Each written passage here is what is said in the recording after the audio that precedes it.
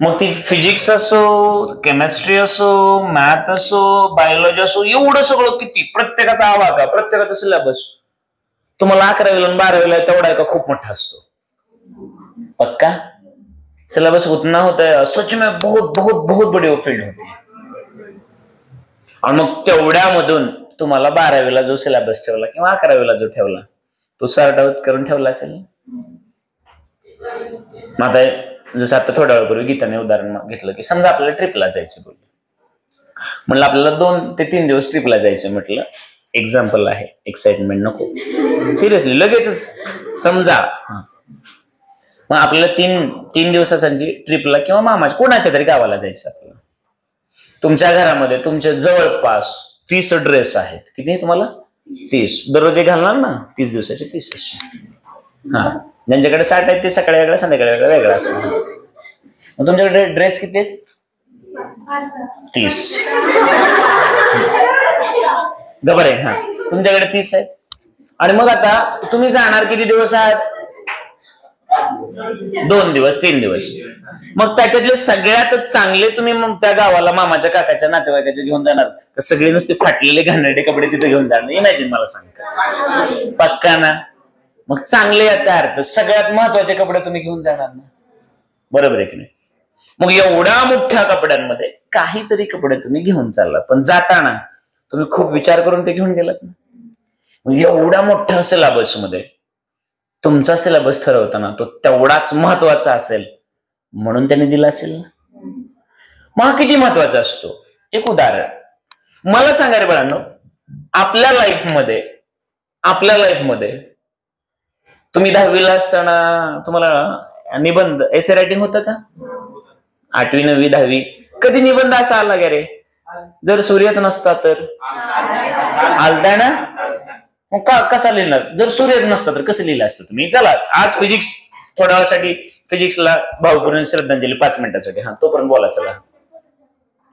हा, प्लांट्सने, बापरे, हे तेव्हा सुद्धा टेक्निकल सांगते, प्लांट्सने फोटोसिंथेसिस केलं नसतं. अरे बापरे, अंधार अंधार असतं. क्या बात कर रहा है? हा, हे महत्वाचं आहे ना. अरे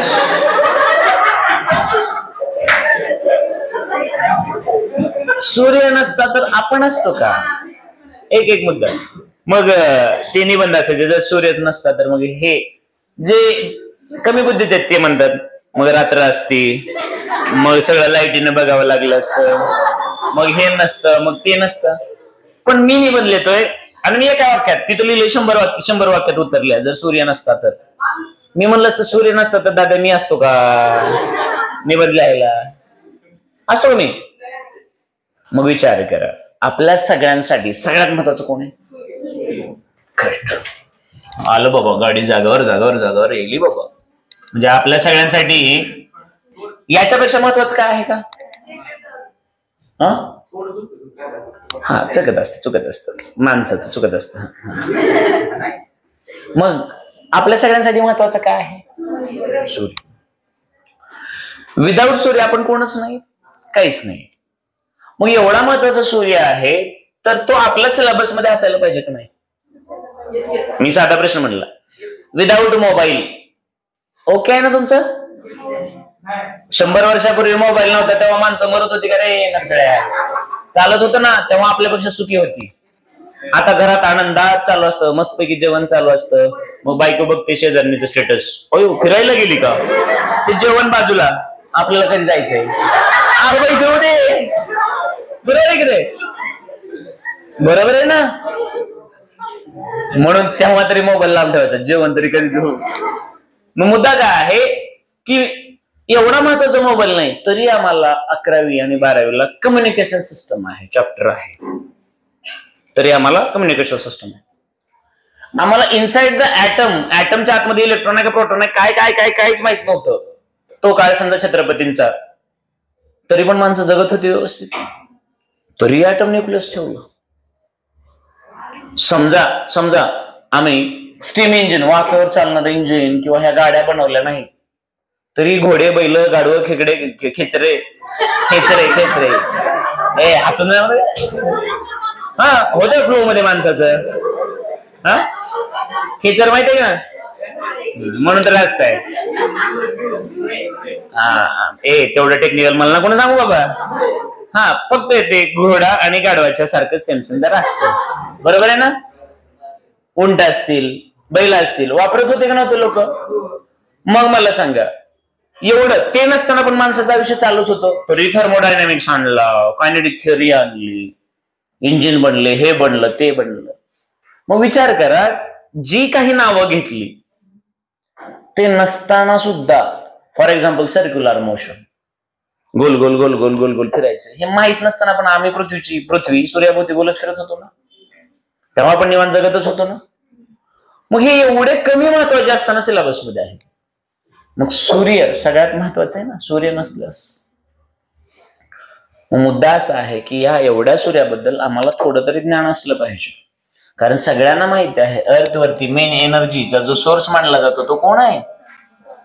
बाकी सगळे आयरे गैरे नतो खैरे तर काही सगळं तुमची ती सेलन पॅटर्न ह्यावन त्यावन सगळ्यांचा पप्पा कोण आहे.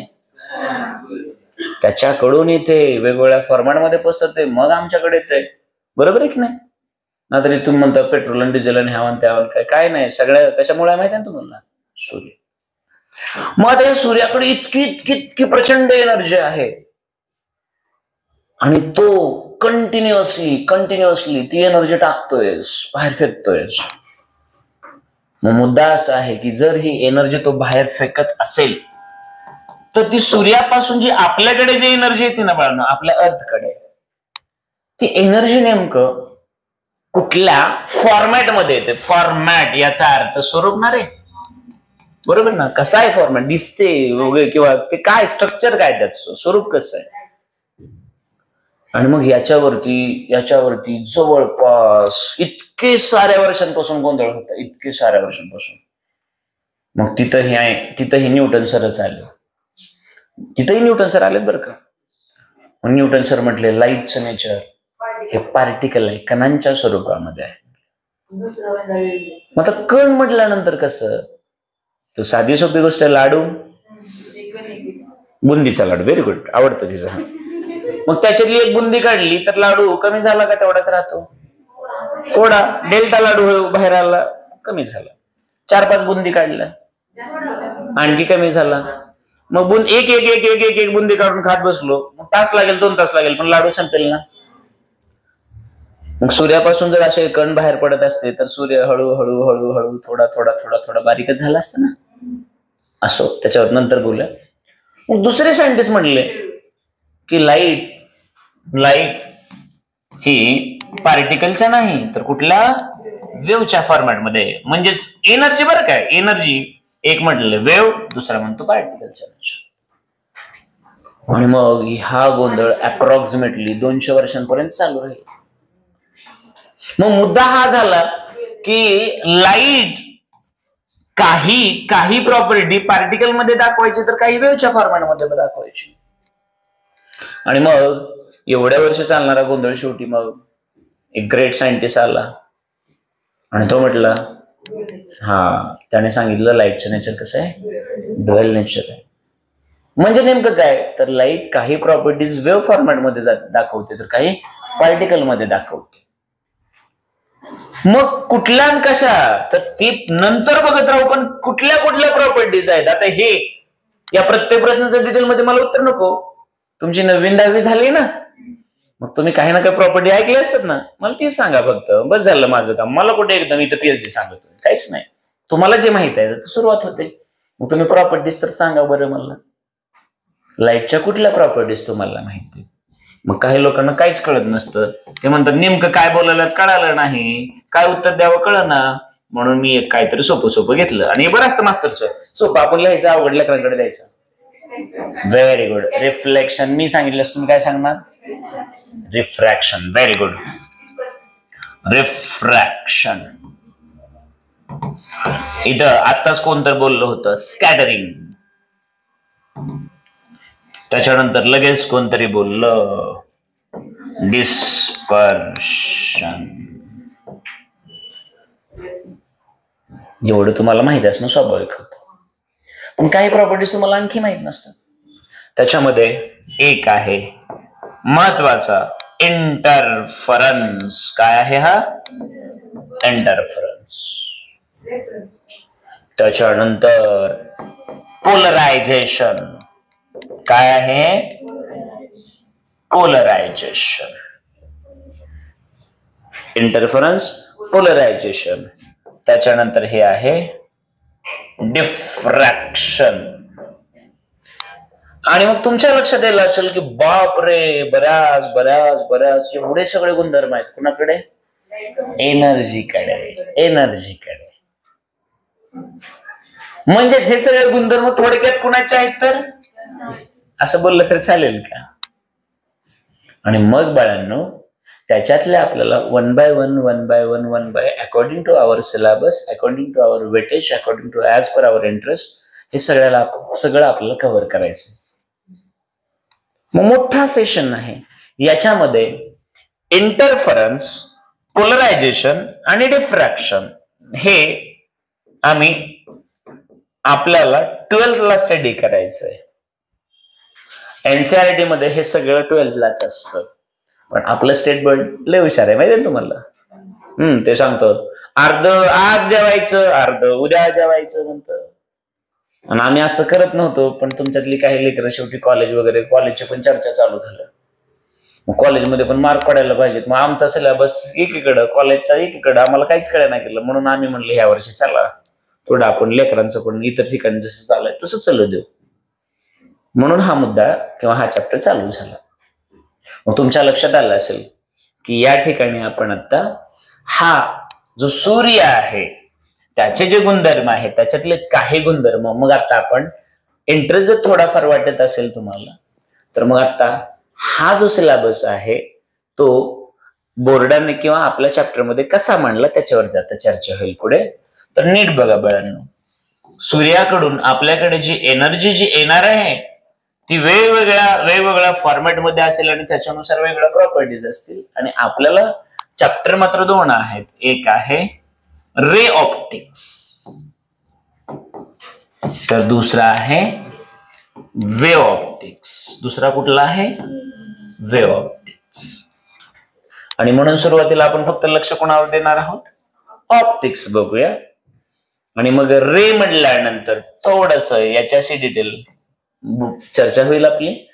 आणि मग त्याच्यानंतर मग वेव्ह मध्ये काय असतं, तर सगळ्यात साध्या सोप्या भाषेत जर बोलायचं म्हटलं बाळांनो, तर एकदम साध्या सोप्या भाषेत बोलतो. इथे एनर्जी आहे, इथंही एनर्जी आहे.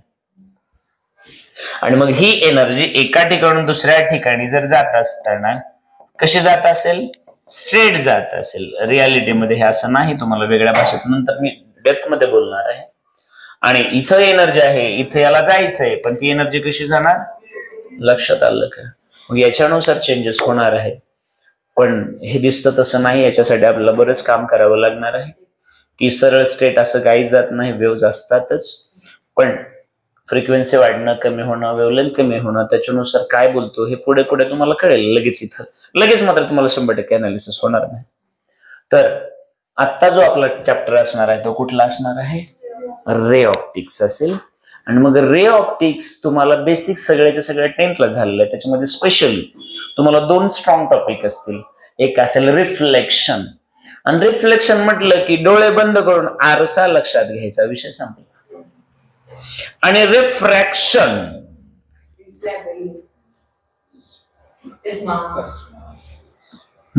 म्हटलं की लेन्स घ्यायची. काय घ्यायची?